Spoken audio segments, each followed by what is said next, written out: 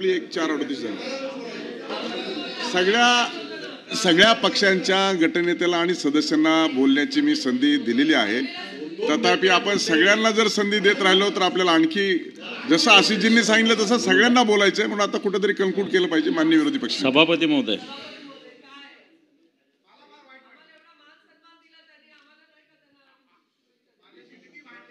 लेखी पाठवा. लेखी प्रसादला सगळ्यात जास्त वाईट वाटतंय.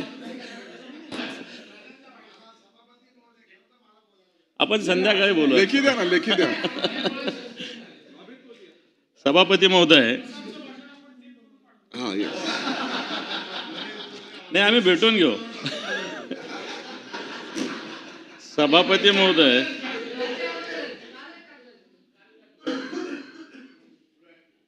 मी सगळ्यात आधी पूर्ण सभागृहाचं आणि सगळ्यात महत्त्वाचं माननीय मुख्यमंत्री देवेंद्रजी फडणवीस साहेब, दोन्ही उपमुख्यमंत्री माननीय एकनाथजी शिंदे साहेब, अजितदादा, आमचे पक्षप्रमुख, या सभागृहाचे सदस्य, राज्याचे मुख्यमंत्री माननीय उद्धवजी ठाकरे साहेब, त्याचप्रमाणे प्रवीणजी दरेकर, सतीश पाटील, शशिकांतजी शिंदे, अनिल परबजी, आशिषजी शेलार, या सगळ्यांनी माझ्याविषयी खऱ्या अर्थानं सद्भावना व्यक्त केल्या. आणि 10वीला असताना अशा पद्धतीनं निरोप समारंभ झाला होता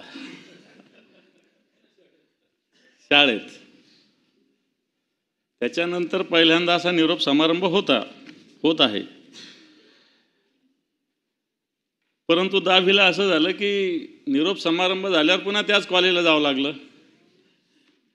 आणि त्याच्यामुळं मला असं वाटतं याची चिंता करायची गरज नाही. जसे देवेंद्रजी म्हटले होते मी पुन्हा येईन, तर मी सुद्धा पुन्हा येईल, त्याची चिंता करण्याची गरज नाही आहे. ते विचारू नका.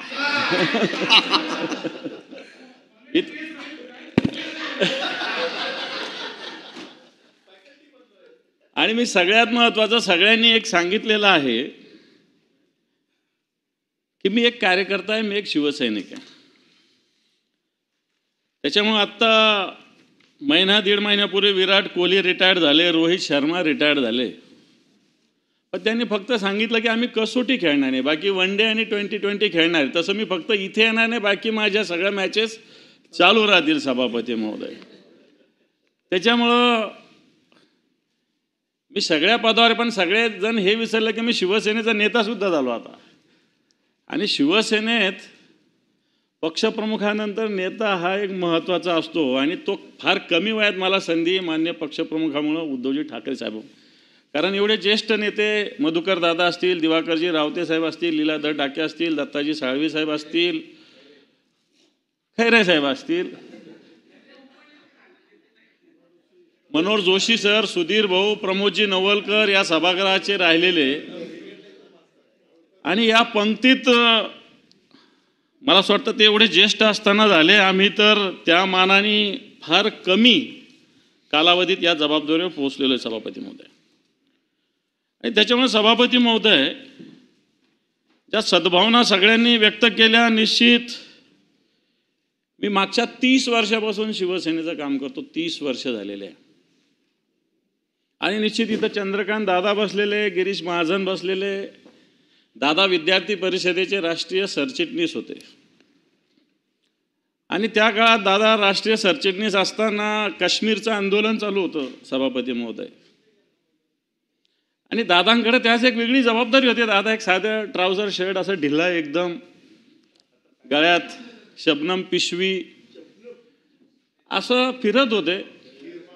आणि त्या काळामध्ये देशामध्ये एक वेगळ्या प्रकारचं वातावरण असताना आमच्यासारखे काही पोरच शब्द वापरता येईल असे त्यांनी पकडलेले होते सगळे. बरोबर ना दादा?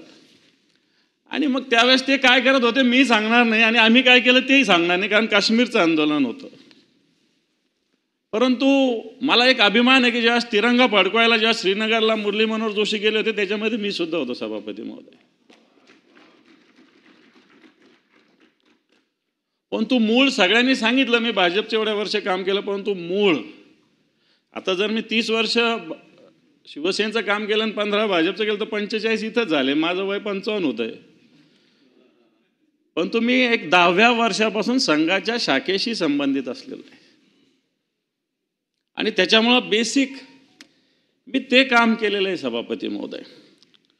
आणि मला असं वाटत नाही की आमच्या जिल्ह्यात असो जिथं जिथं संघाने चांगलं काम केलं तिथं तिथं शिवसेना रुजलेली सभापती महोदय. कारण हिंदुत्वाचा विचार होता आणि त्यावेळेसची भाजपची विचारसरणी थोडीशी लोकांना अशी ॲग्रेसिव्ह वाटायची नाही. आणि मग जिथं जिथं संघाचा विचार होता तिथं तिथं शिवसेना नैसर्गिकरित्या रुजली सभापती महोदय. आणि मी शिवसेनेचं काम शिवसेना प्रमुख मान्य, कारण संभाजीनगर कसं आहे मला वाटतं सगळ्यांना माहिती आहे. एक कडवट त्या काळात एखाद्या हिंदूंना जगणं सुद्धा मुश्किल होतं त्या काळात. आणि मग त्या काळात शिवसेना प्रमुखाच्या विचाराने आम्ही संघटनेचं काम केलं. निश्चित अनेक केसेस झाल्या माझ्यावर, 2-3दा तडीपारीच्या ऑर्डर निघाल्या, पण गृहमंत्री चांगले होते. आताचे गृहमंत्री जसे होते तसे, त्यामुळे फार काही मला बाहेर जावं लागलं नाही. त्यास मग RR पाटील होते वगैरे वगैरे होते. परंतु त्यावेळेस असा काही विचार नव्हता करत की हा दुसऱ्या पक्षाचा आहे शिवसेनेचा आणि याला तडीपार केलं पाहिजे, असं काही त्यावेळेस RR पाटील होते. मला आठवतं की आमच्या तडीपारी त्यांनी सहज थांबवल्या होत्या. एकदा जळगावच्या शिबिरात मी होतो आणि गिरीश महाजन मी एका सतरंजीवर झोपलेलो आहे. तो युवा मोर्चाचं आम्ही काम करत होतो बरं का देवेंद्रजी.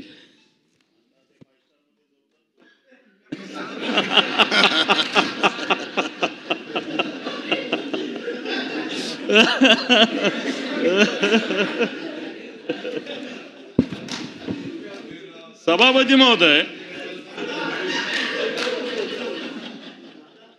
पण हे सगळं होत असताना मला एक प्रसंग सांगावा लागेल सभापती महोदय. माननीय शिवसेना प्रमुखांकडे एकदा इसवी सन 2000 साली आम्हाला बोलवलं होतं, म्हणजे 25 वर्षापूर्वी. आणि आमच्या शहराचा काही शहर प्रमुख ठरवायचा होता. आणि त्यावेळेस शिवसेना प्रमुख मुलाखत घेऊन अशा पद्धतीनं नियुक्ती करायचे. माझी 2004ला जिल्हा प्रमुख त्यांनी मुलाखत घेऊनच नियुक्ती केलेली आहे. पण 2000चा प्रसंग मला आठवतो. आमच्या शहरातले 2 जणांना शिवसेना प्रमुखांनी बोलवलं होतं शहर प्रमुख करण्यासाठी. आणि त्यावेळेस थोडंसं आमच्या इथं राजकीय वातावरण खैरे साहेब रावते साहेब असं चालू होतं. आणि आम्ही दोघं गेल्या गेल्या शिवसेना प्रमुखांनी आम्हाला विचारलं, का रे तुम्ही खैरेंचे का रावतेंचे? आम्ही घाबरलो. असा प्रश्न विचारला. साहेब आम्ही म्हटलं आम्ही ना खैरे साहेबांचे ना रावते साहेबांचे, आम्ही तुमचे आहोत. मला असं वाटतं बाळासाहेबांनी जे उत्तर त्यावेळेस दिलेलं ते आजही माझ्या हृदयावर माझ्या मनावर कोरलेलं आहे. शिवसेना प्रमुख मान्य बाळासाहेब ठाकरे असं म्हटले, माझे कशासाठी राहता? उद्या मी शिवसेना सोडली तर? मी शिवसेना सोडली तरी शिवसेना तुम्ही सोडू नका, तुम्ही शिवसेनेचे राहा, बाळासाहेब ठाकरेंचे सुद्धा राहू नका, हे बाळासाहेब आम्हाला बोलले होते. आणि मला असं वाटतं अशा पद्धतीनं निष्ठा ही बाळासाहेबांनी रुजवलेली आहे आणि या निष्ठेनं आम्ही काम करतोय. सभापती महोदय, निश्चित बऱ्याच जणांना वाटत असेल की आता सेंड ऑफ आहे, टर्म संपली म्हणून नाराजी वगैरे काय असायचं काही कारणच नाही आहे. कारण पहिल्या वेळेस मी निवडून येऊन आम्ही कधी विचार केला होता की अशा खुर्च्यावर आम्हाला बसायला भेटणार आहे? आम्ही त्या हिंदुत्वाच्या विचारानं प्रेरित होऊन काम करणारे शिवसैनिक सगळे त्यावेळेस सगळ्या गोष्टी कराव्या लागल्या. पोलिसाशी संघर्ष करावा लागला, गुंडांशी 2 हात करावे लागले, दंगलीमध्ये भाग घ्यावा लागला आणि या सगळ्या गोष्टी त्या काळात झालेल्या. आणि तेव्हाच कोणी विचार केला होता की असं या ठिकाणी येऊन बसायला भेटेल? आणि म्हणून मला असं वाटतं त्यामुळं अजून तर माझे आता मुख्यमंत्री महोदयांनी सांगितलं अजून तर 44 दिवस आहे. 44 दिवसात तर दुनिया इकडची इकडं होऊ शकते हे मी तुम्हाला सांगतो.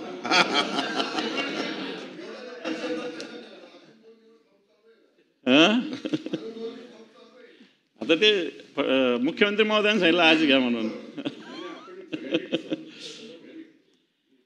पण मला असं वाटतं त्याच्यामुळं लोकप्रतिनिधी असणं हे जरी महत्त्वाचं असलं तरी मला असं वाटतं जनतेचं काम असेल, इतर कार्यापासून समाज हा एक मोठा आहे, बाहेरचं जग हे फार मोठं आहे.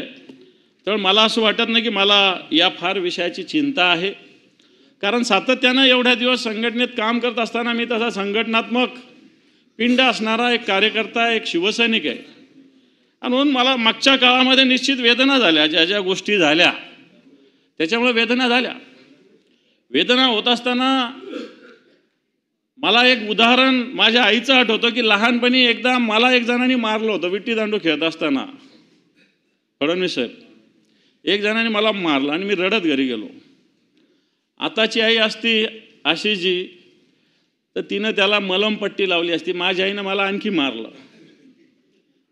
मी म्हटलं का मारते? म्हणे तू मार खाऊन घरी कसा आला? त्यांनी 2 दांडे मारले होते दादा, मी जाऊन त्याला 6 दांडे मारले. आणि आत्तापर्यंत कधी मार खाऊन घरी गेलेलो नाही हे तुम्हाला सांगतो. आणि येणाऱ्या काळात त्याचा मार खाऊन घरी जाणार नाही, मारूनच घरी झाली. हा माझ्या आईनं मला दिलेला संस्कार.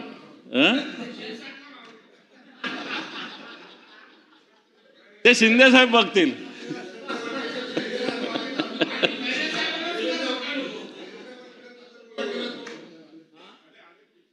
मला असं वाटतं,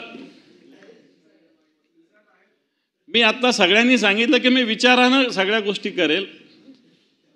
त्यावेळेसचं वातावरण वेगळं होतं.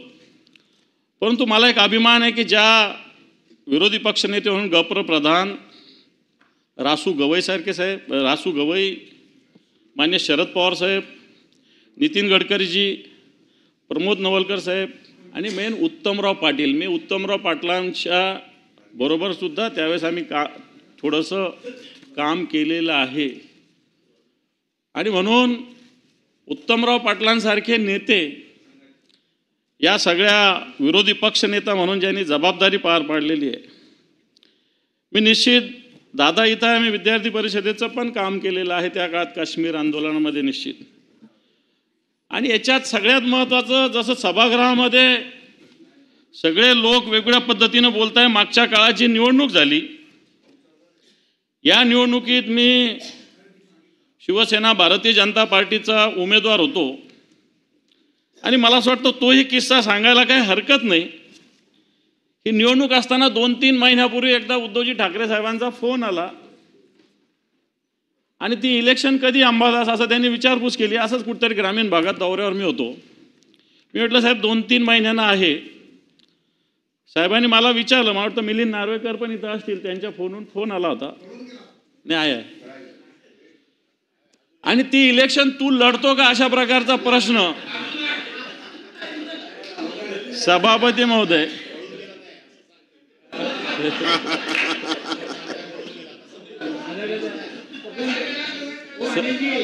सभापती महोदय, तर माननीय उद्धवजी ठाकरे साहेबांनी मला प्रश्न विचारला होता की ही इलेक्शन अंबादास तू लढतो का? तर मी म्हटलं नाही, मी नाही लढत इलेक्शन. म्हटलं का? तर म्हटलं थोडंसं ताईट पण आहे. बाकी स्थानिक स्वराज्य संस्थेत काय काय लागतंय सगळ्यांना माहिती आहे. बाकीच्या निवडणुका सोप्या असतात, पण स्थानिक स्वराज्य संस्थेच्या निवडणुकात काय काय लागतं हे सगळ्यांना माहिती आहे साहेब. मी काय हे करू शकत नाही. मग आपल्याला दुसरे आहेत का? मी 2-3 लोक घेऊन गेलो सभापती महोदय साहेबांकडे, त्यांना उमेदवार करा म्हणून. असे 2-3 लोक साहेबांकडे गेलो. साहेबांनी सगळ्यांच्या मुलाखती घेतल्या. सुभाष देसाई साहेब होते, सगळ्यांच्या मुलाखती घेतल्या इच्छुकांच्या. आणि मी सुद्धा दुसऱ्यांचे नाव सुचवले. आम्ही सगळे गेलो आणि घंट्याभरांनी साहेबांनी सुभाष देसाई साहेबांना फोन करायला लावला, वापस बोलवलं. आणि मला सुभाष देसाई साहेबांनी सांगितलं की तुला निवडणूक लढायची. मी उमेदवारी दुसऱ्यांना देण्यासाठी साहेबांकडे घेऊन गेलो होतो. आणि म्हणून याचाच अर्थ की ज्या गोष्टी न सांगता पक्षांनी एवढ्या सगळ्या गोष्टी दिलेल्या असताना, आणि त्यावेळेस सगळ्यात महत्त्वाचं संभाजीनगरामध्ये दादा 624 मतं होते. आणि तसे आमचे शिवसेना आणि भाजप 251च मतं होते 654 पैकी. फक्त 2 शक्य नव्हतं, आमच्याकडे मेजॉरिटी नव्हती. पण त्यावेळेस शिंदेसाहेब पण होते, त्यांच्याकडे काही जबाबदारी होती. सुभाष देसाई साहेबांकडे काही जबाबदारी होती. आमचे विनोद घोसाळकर साहेब होते. पण संभाजीनगरात मला त्यावेळेस 624 पैकी 511 मतं भेटले होते. 511, 82% मतं भेटले होते. आणि संभाजीनगर जिल्ह्यातला एकही मतदार कोणत्या का पक्षाचा असत नाही, कोणत्या का रिपाई असेल कोणता असेल, यांनी दुसऱ्याला मतदान नव्हतं केलं. मला सांगण्याचा मुद्दा हा की मला असं वाटतं सार्वजनिक जीवनात बाबूराव कुलकर्णी काँग्रेस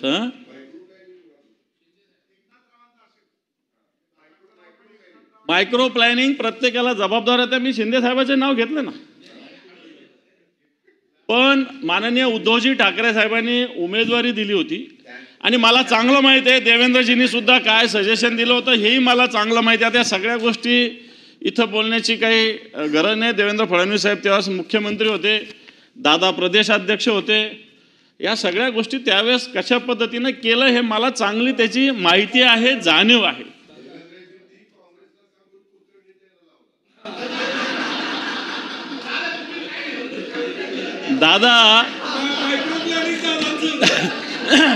दादांचे दुसऱ्या काँग्रेस बरोबर असलेले लोक सगळे घेऊन आलो होतो आम्ही, एक पण नव्हता ठेवला त्यांच्याकडे आम्ही.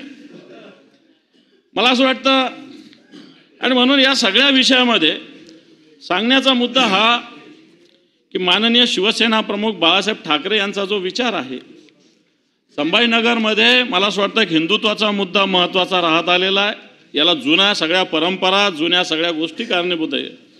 पण तो विरोधी पक्षनेता म्हणून काम करत असताना जे जवळपास 1071 दिवस मला आजपर्यंत झाले, यातल्या सभापती महोदय मी राज्यातल्या 35 जिल्ह्यात दौरा केला. जवळपास 431 दिवस मी दौरा केला. 1071 पैकी 431 दिवस मी 35 जिल्ह्यात दौरा केला आहे आणि जवळपास 2,40,000 किलोमीटरचा प्रवास मी या दिवसामध्ये केला आहे सभापती महोदय. या सगळ्याच्यामध्ये जवळपास 2.5 लाख किलोमीटरचा प्रवास, कारण अजून 44 दिवस बाकी आहे, त्याच्यामध्ये आणखी 5-10 हजार किलोमीटर तर मी सहज फिरून गेलो. आणि म्हणून मला असं वाटतं विरोधी पक्ष नेता झाल्यानंतर सातत्यानं जे विषय घेता येईल, अर्ध्या रात्री आवाज आला, पक्षप्रमुखांचा आदेश येईल न येईल, काही ठिकाणी दुसऱ्या दिवशी रात्री काही घटना घडल्या, दुसऱ्या दिवशी साहेबांचा फोन आला तर त्या दिवशी मी त्या ठिकाणी पोहोचलेलो असायचं. अशा पद्धतीनं काम करण्याचा प्रयत्न झाला. महाराष्ट्राच्या सगळ्या जवळपास 35 जिल्ह्यात फिरत असताना मराठवाड्याचा विकास हा ध्यास सातत्यानं ठेवण्याचा प्रयत्न मी केलेला आहे. सभापती महोदय, फिरत असताना अनेक आठवणी येतात, अनेक प्रसंग येतात, पण तुम्ही या सगळ्याच्यात विरोधी पक्षनेते ज्याच्यात मोठे प्रकल्प किती येत असतील, जात असतील, मोठ्या घोषणा सरकार स्वीकारत असेल, नाही स्वीकारत असेल, परंतु श्रीरामपूरमध्ये असताना एक माझ्या आयुष्यातली एक छोटीशी घटना घडली, परंतु ती अतिशय रिमार्केबल आहे की एक मच्छिंद्रनाथ गंगाधर भागवत नावाचे बेलापूर तालुका श्रीरामपूरचे एक 88 वर्षाचे ग्रस्त होते सभापती, 88 वर्षाचे, आणि 28 वर्षापासून 7/12 त्याच्या जमिनीची नोंद घ्यावी म्हणून 28 वर्षापासून चक्रा मारत होते. कळकट मळकट कपडे होते, चष्मा एवढा जाड होता, तोंड धुतलेलं नव्हतं, अतिशय वाईट अवस्थेत हे नागरिक मला भेटायला आले. आणि सभापती महोदय, मी माझ्या शिवसेना स्टाईल तिथल्या तलाठ्याला फोन लावला, 10 मिनिटात इथं ये म्हटलं. त्यांनी उत्तर असं तसं द्यायचा प्रयत्न केला, पण मी त्याला 10 मिनिटात ये म्हटलं आणि त्याला सांगितलं इथं स्टेजच्या मागे बस आणि 10 मिनिटात 7/12 तयार करून दे. मुख्यमंत्री महोदय, खरोखर 10 मिनिटात 7/12 बनला, जो 28 वर्ष झालेला नव्हता. आणि त्याचे जे अश्रू आले, मला असं वाटतं हीच कामाची पावती आहे. पण हेही सांगण्याचा मुद्दा आहे की एवढ्या कामाला एखाद्या नागरिकाला 28 वर्ष फिरावं लागतं दादा, हा पण एक महत्त्वाचा मुद्दा आहे. छोटासा विषय 7/12 नोंद करण्याची, पण 28 वर्ष फक्त तलाठ्याला बोलवलं. आता बरेच काय प्रति तलाठी असतात, लॅपटॉप सोबत असतात. मी त्याला म्हणलं इथून स्टेजवरून तू उठायचं नाही, तो 7/12 तयार केल्याशिवाय. आणि सभापतीमध्ये त्यांनी खरोखर 10 मिनिटात 7/12 बनवून दिला मला. ज्या गोष्टीसाठी 28 वर्ष एक नागरिक फिरत होता. सांगण्याचा मुद्दा हा की लोकांचे छोटे छोटे प्रश्न असतात, पण सोडवण्यासाठी एक प्रामाणिकता आवश्यक असते.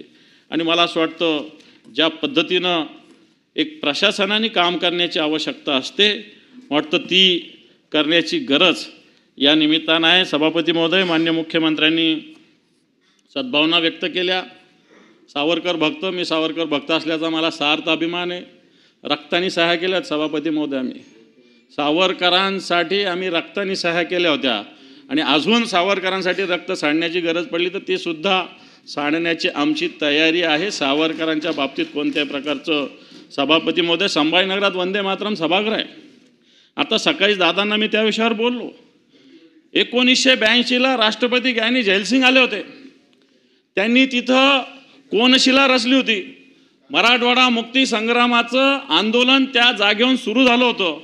त्यावेळेस तिरंगा फडकवायला बंदी होती संभाजीनगरात, पण गोविंदभाई श्रॉफच्या नेतृत्वाखाली जवळपास 32 ठिकाणी संभाजीनगरात तिरंगा फडकवला गेला. अशी ती जागा आहे दादा वंदे मातरम सभागृह. आणि म्हणून हे वंदे मातरम सभागृह आम्ही सातत्यानं जवळपास 30-35 वेळेस आंदोलनं केली, त्याच्यासाठी जेलमध्ये गेलो आणि शेवटी मला असं वाटतं 2014ला याला मान्यता झाली. आणि हे वंदे मातरम सभागृह उदय सामंत त्या खात्याचे मंत्री उच्च तंत्र शिक्षणाचे झाले. बऱ्याच दिवस पेंडिंग असलेलं काम निश्चित काँग्रेसच्या काळात मंजूर झालं होतं, पण तो पूर्ण झालं नव्हतं. मागच्या काळात उद्धवजींच्या सरकारच्या काळात हे वंदे मातरम सभागृह पूर्ण झालं आणि नंतर दादांनी येऊन त्याचं उद्घाटन सभापती महोदय केलेलं आहे. संभाजीनगरच्या नामांतराविषयी अनेक आंदोलन झाली, जेल झाली. 9 मे 1988ला संभाजीनगरला शिवसेना प्रमुख मान्य बाळासाहेब ठाकरे यांनी संभाजीनगर औरंगाबाद नाव संपवून संभाजीनगर नामांतरण औरंगाबादचं केलं. 9 मे 1988. आणि या 9 मे 1988 पासून शिवसेना प्रमुखांनी जे नाव जे संभाजीनगरला दिलं, निश्चित उद्धवजींची कॅबिनेटमध्ये याला मान्यता मिळाली. नंतर तुम्ही छत्रपती संभाजीनगर केलं असेल, काही हरकत नाही, परंतु आमच्या दृष्टीनं या शहराचं नाव, जिल्ह्याचं नाव संभाजीनगर झालं हे सगळ्यात महत्त्वाचं आहे. आणि याची मुहूर्तमेढ शिवसेना प्रमुख मान्य बाळासाहेब ठाकरे यांनी 9 मे 1988ला रोवलेली सभापती महोदय. आणि सभापती महोदय दादा पण बोलले. दादांबरोबर विरोधी पक्षनेता म्हणून काम करण्याची बऱ्याच दिवस मी काम केलं. काम करत असताना दादांच्या बऱ्याच गोष्टी शिकायला आल्या. टापटिपपणा असेल, वेगळं असं डिसिप्लिन असेल. दादांची निश्चित त्यांच्यासोबत काम करताना मी दादांच्या बऱ्याच गोष्टींचा स्वीकार करण्याचा प्रयत्न केला. हो ना, अजितदादांचाच बोलतो. विरोधी पक्षनेते तेच होते, हे दादा कुठं विरोधी पक्ष. शिंदे साहेबांनी सांगितलं की पूर्णविराम, स्वल्पविराम. स्वल्पविरामच हा, पूर्णविराम तर काही होणार नाही. पूर्णविराम अजून याला वेळ आहे, त्याच्यामुळे निश्चित हा स्वल्पविरामच राहील. आणि सगळ्यात महत्त्वाचं, मान्य उद्धवजी ठाकरे साहेबांनी ज्या ज्या भूमिका, खरं तर ते आमचे कुटुंब प्रमुख आहेत, आमचे पालक आहे, आणि म्हणून त्यांनी ज्या पद्धतीनं भूमिका आणि भावना व्यक्त केली ही सुद्धा महत्त्वाची. निश्चित जेव्हा मी विरोधी पक्षनेता झालो तेव्हा जे ग्रामीण भागाला सर्वसामान्य शिवसैनिक, जिल्हा स्तरावर काम करणारा शिवसैनिक, राज्यस्तरावर असं काम करू शकेल का नाही शकेल हे पक्ष नेतृत्वाच्या मनात शंका निर्माण होऊ शकते. आणि निश्चित ही झाली असेल नसेल मला माहिती नाही, पण तो असं असताना मोठ्या विश्वासानं त्यांनी जबाबदारी माझ्याकडं दिलेली होती. आणि मी आक्रमक राहिलो, पण आक्रस्ताळेपणा कधी केला नाही. सगळ्यांनी कबूल केलं. कोणावरही व्यक्तीवर टीका टिप्पणी करण्याचा मी प्रयत्न कधीच केलेला नाही. विचार म्हणून, तत्व म्हणून निश्चित विरोध केला असेल, कोणत्याही मंत्र्याला केला असेल, त्याच्यात काही वावगा असायचं काही कारण नाही. शेवटी माझी जबाबदारी, मी या खुर्चीवर बसलो तर ती माझी जबाबदारी विरोधी पक्षनेता होणं.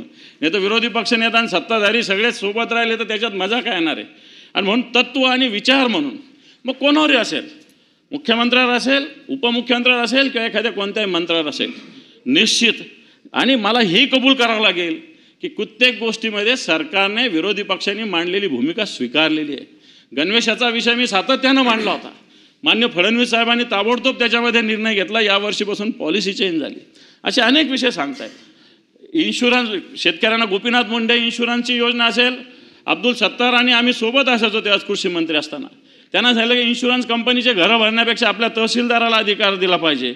आणि नंतर सरकारने, कॅबिनेटने त्याच्यामध्ये सुद्धा ह्या योजना बदलण्याचा सभापती महोदय निर्णय घेतलेला आहे. म्हणून सभापती महोदय, निश्चित विरोधी पक्षनेता म्हणून काम करत असताना काही जणांना एखाद्याच बोललो असेल, काही याला असेल, पण तो माझा उद्देश सगळ्यात महत्त्वाचा, आपला महाराष्ट्र हरायलेला आहे. आपला महाराष्ट्र महत्त्वाचा आहे. आपल्या महाराष्ट्राचा स्वाभिमान महत्त्वाचा आहे. आपल्या महाराष्ट्राचा विकास महत्त्वाचा आहे. आणि म्हणून त्या हेतूनं मला असं वाटतं एखाद्यावर टीका केली, टिप्पणी केली तरी त्याला काही घाबरण्याची गरज नाही. सभापती महोदय, अशी जी शेलार यांनी पण तत्परता, तडप, तात्विक आणि तलवार आम्हाला शिवसेना प्रमुखांनी शिकवली सभापती महोदय. त्या काळामध्ये हिंदुत्वासाठी गल्लोगल्ली अशी शिबिरं व्हायची सभापती महोदय. शिवसेना प्रमुख मान्य बाळासाहेब ठाकरे यांनी काही लोक संभाजीनगरला पाठवले, ते नंतर आम्ही आमच्यातले लोक तयार केले आणि ही तलवार अन्यायाविरुद्ध उचलण्यासाठी शिवसेना प्रमुखांनी खऱ्या अर्थानं आम्हाला शिकवली. आणि म्हणून ही तलवार ज्या वेळेस या समाजात उचलायची गरज पडेल मग ती उचलण्याची शिकवण या हिंदुत्वाच्या विचारानं सातत्याने दिली. तत्परता, तडप आणि तात्विकता तर असलीच पाहिजे. विदाऊट तात्विकता कोणती गोष्ट करण्यासाठी मला असं वाटतं मजा येऊ शकत नाही. आणि म्हणून आज विरोधी पक्षनेता म्हणून तुम्ही निरोप देत असताना अजून माझा निश्चित 1-1.5 महिन्याचा कालावधी आहेच, परंतु निश्चित या सभागृहाने खालच्या सगळ्या मंत्र्यांनी सुद्धा निश्चित सहकार्य केलेलं आहे. सातत्यानं सगळ्यांनी एकमेकांना सांभाळून घेण्याचा प्रयत्न केला आहे. सातत्यानं सगळ्यांनी महाराष्ट्राचा विकास हा उद्देश समोर ठेवलेला आहे. आणि मला वाटतं आपल्या महाराष्ट्रापेक्षा काही मोठं नाही आहे. आणि म्हणून मला असं वाटतं मी निश्चित समाधानी आहे. समाधानी होत असताना जे जे कार्य या खुर्चीवर बसून झालेलं आहे, ही तर खुर्ची नाही, ही जबाबदारी मी समजतो. ही काय खुर्ची थोडी, ही जबाबदारी आहे. आणि म्हणून जे जे कार्य झालेलं आहे ते निश्चित एका या महाराष्ट्राच्या हिताच्या विचारानं, शिवसेना प्रमुखाच्या विचारानं सगळं पूर्ण झालेलं असं मला वाटतं. हो. आणि म्हणून सभापती महोदय, सातत्यानं आधी रामराजे निंबाळकर आपल्यामध्ये सदस्य म्हणून, सभापती म्हणून होते, निलमताई होत्या. आम्ही नवीन सदस्य असतानाही सातत्याने आम्हाला वेगवेगळ्या भूमिका मांडण्यासाठी संधी दिली, वेगवेगळे विषय मांडण्यासाठी त्यांनी संधी उपलब्ध केली. आपणसुद्धा निलमताई होत्याच, आपणसुद्धा अतिशय खेळीमेळीनं मागच्या अधिवेशनापासून, आपण नागपूरच्या अधिवेशनापासून आपण काम करताय. निश्चित आपणसुद्धा खेळीमेळीनं हे सगळं अधिवेशन पार पाडतोय. मला असं वाटतं आज आपल्या मातोश्री आल्या होत्या, वरती मला दिसल्या होत्या, पण काय बोलायला आपल्याला संधी मिळाली नाही. आणि म्हणून त्यावेळेस मला असं वाटतं आई ही सगळ्यात महत्त्वाची असते. आणि म्हणून शिवसेना प्रमुखाचा विचार या सगळ्या गोष्टी निर्माण झाल्या असतात. माझी आई एक कडकपणे सोबत राहिली. एखाद्या वेळेस माझ्या मनात सुद्धा एखाद्या वेळेस असं काही थोडं बहुत इकडं तिकडं झालं तरी मला असं वाटतं जसं बैलाला आपण जू किंवा व्यसन म्हणतो तसं सातत्याने माझ्या आईच्या ताकदीनं आम्हाला लावलेलं आहे. आणि मला असं वाटतं त्याचा सार्थ अभिमान मला आहे.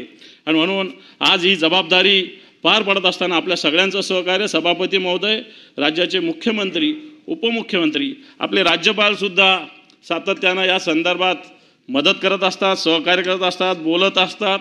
मला असं वाटतं पहिले राज्यपाल आहे की सगळ्यांशी संपर्कात असतात. आणि म्हणून मी राज्यपालांचाही आभार मानतो. मी सातत्यानं त्यांच्या संपर्कात असतो. आणि म्हणून राज्यपाल असतील, मुख्यमंत्री असतील, दोन्ही उपमुख्यमंत्री असतील, या सभागृहाचा मी मनपूर्वक आभार मानतो. आणि हे सगळं करत असताना मला असं वाटतं आपल्या इथले सगळे कर्मचारी, मग साधा शिपाई असेल आपले सगळे सिक्युरिटी असतील, आपले विधानमंडळातले सगळे सचिव असतील, सातत्यानं सहकार्याची भूमिका सगळ्यांनी घेतलेली आहे. मी त्यांचंसुद्धा मनपूर्वक आभार मानतो, आपला आभार मानतो. आणि निश्चित देवेंद्र फडणवीसांचं वाक्य देतो, मी पुन्हा येईन. धन्यवाद.